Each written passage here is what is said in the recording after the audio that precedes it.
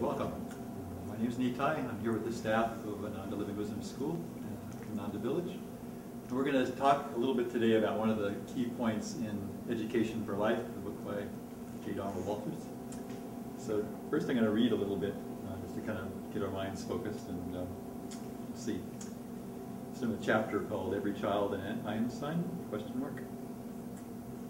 says, in kind of saying the difference between a Living Wisdom School and Education for Life school and a regular school, he's contrasting. He says, our concerns, let's see. Our concern here is with students of the same age, but who have different spiritual densities.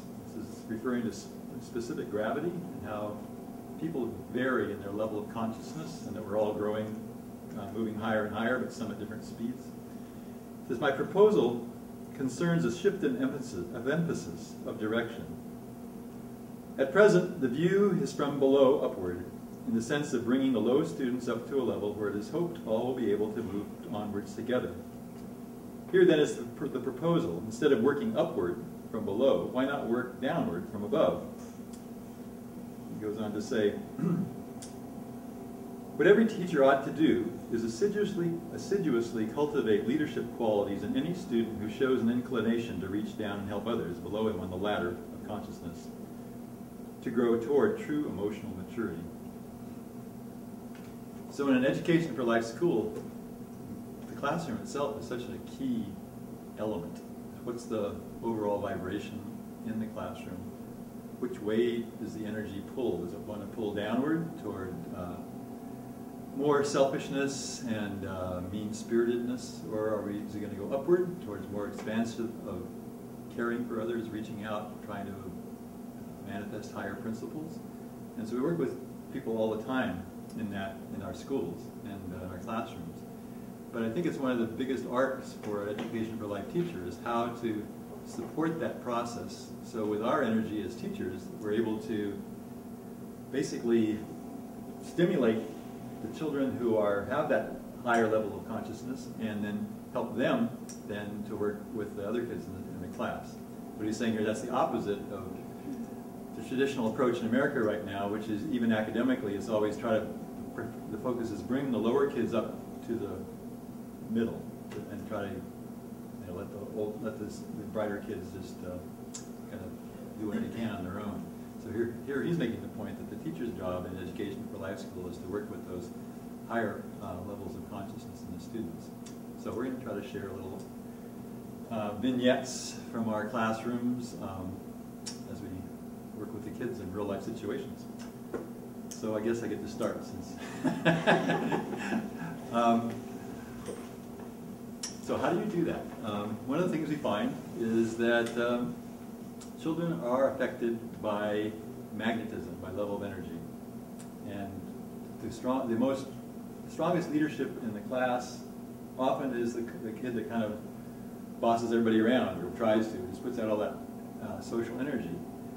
And we find that for our purposes, some of the kids we want to encourage in leadership roles are often quieter. They're more, they can be very creative, very original in their ideas. So one of the things that I've found in working with the high school is to look for those situations where a student with a lighter consciousness has something that they're interested in doing, and then see if I can't find a way to support that in some way. And I know it's been about 4 or 5 years ago now, we had one of the girls in high school at the time who had a real love for chanting. And she was about the only one in the school at that point that really liked that. All the other high school kids weren't that interested in it, and just, okay, but not something that they wanted to put energy into. But when she mentioned that she had that interest, the little bell went off inside. This is one of those times where I need to try to step in and see if I can't cultivate this. Because potentially this has a really important role to play in raising consciousness in this classroom of high school students. So at first I just said, I guess the first thing we did is we had a little elective time. I said, well, you can have this for an elective. And we ended up, because there was nobody else to go, we ended up going over to her house and practicing in her house. And I took my guitar at that point because there weren't not too many interested in playing. And there's only about 2 or 3 other people that came. But we started doing it, and then gradually the energy started to spread, and pretty soon other people were bringing their instruments. And finally I just didn't need to play anymore. So I backed off and stepped out of the picture.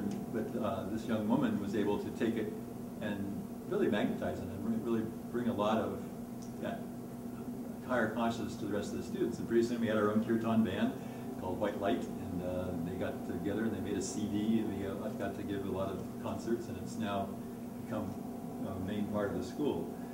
So it's one example of where a teacher could come in and support something that has potential, and then, but it's not that you're. If I'd gone in and said, let's have a kirtan band, it would have been completely different because it was my idea, and then it would have been all this whole energy. I'm trying to lead it, and I'm the teacher. Here, what was happening here that I thought was helpful was it was a student had the energy, a student had the inspiration, and my job wasn't to come in and lead it, but mine was to find somebody to support, and to support in whatever way I could. So that's one example from high school. Does anybody have an example from any other place they'd like to share? My name's Irene. I work at the high school too. And I was thinking of the yearbook. And before, the teachers always used to make sure that there was a yearbook. And the kids would sort of join in, and that was fine. And last year, one of the girls was really, we had skipped 2 years of the yearbook just because we got tired of sort of forcing the kids to make a yearbook, although they wanted a yearbook. But last year, one of the girls said, I'm going to make a yearbook because we haven't had a yearbook, and every school needs a yearbook. So that was one of those situations, too, where you just support, you offer, support. So she got really excited, and she pulled it off with her brother and everything. And this year, she just assumed. She said, I guess I'll be doing the yearbook again. And she also got another girl to help her. And it's so student, she's just excited about it. She gets to make all the decisions. She even vetoes my decisions. It's just a fun thing because you can see she is one of the lighter kids.